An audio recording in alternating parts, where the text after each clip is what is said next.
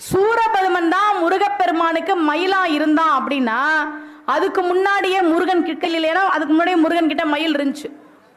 இந்திர மயில்னே அதுக்கு பேர். இந்திரனே மயிலா இருந்தான் முருகப்பெருமானுக்கு. ஏற்கனவே ஒரு மயில் வச்சிருக்கிறான்.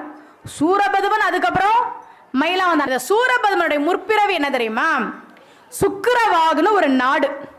அந்த நாட்டுல பிரபாசன் ஒரு மன்னன். அவனுக்கு 2 பிள்ளைகள், சூரன் பதுமன் 2 பிள்ளைகள். இந்த 2 பேருக்கும் ஆசை முருகனுக்கு மயிலாவும் சேவலாவும் இருக்கணும்னு ஆசைப்பட்டாங்க. சூரபதுமனுடைய முற்பிறவி அதுதான். எமக்கு கடவுள் முருகன்னா முருகன் எனக்கு கடவுளா இருக்கணும், முருகனுக்கு நான் மயிலா இருக்கணும், சேவலா இருக்கணும்னு ஆசைப்பட்டாங்க. இப்ப இவங்க ஆசைப்படுறாங்க, சரி, ஏற்கனவே முருகனுக்கிட்ட ஒரு மயிலும் சேவலும் இருக்குல்ல, அதை என்ன பண்றது? ஒருத்தர் அமைச்சர் பதவிக்கு ஆசைப்படுறாரு, நியாயம். அதே அமைச்சர் பதவியில இன்னொருத்தர் இருந்தா என்ன பண்றது?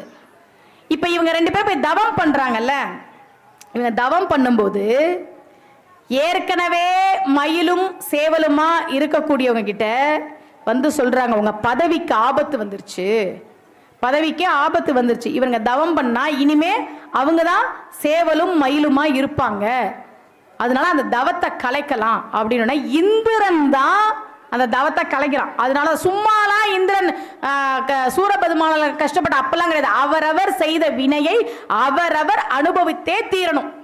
இவங்க 2 பேர் தவம் பண்ணிட்டு இருக்கிறத இந்திரன் வந்து களைச்சு விடுறான், மயிலாம் வந்து களைச்சு விடுறான், வந்து கொத்திக்கிட்டே இருக்கிறான். அதனால தவம் களைஞ்சது. தவம் இருந்தாலும் சூரபதுமன் அதுக்குதான் அவன் இத்தனை ஆண்டு காலம் வாழ்நாள் கேட்டான். தவம் களைஞ்சது இல்ல, அதனுடைய பயன்தான் அவன் அரக்கனாக இருந்து நிறைய பாவங்களை செய்து அதற்கு பிறகாக முருகப்பெருமானுடைய அருளை அவன் பெற்றான்.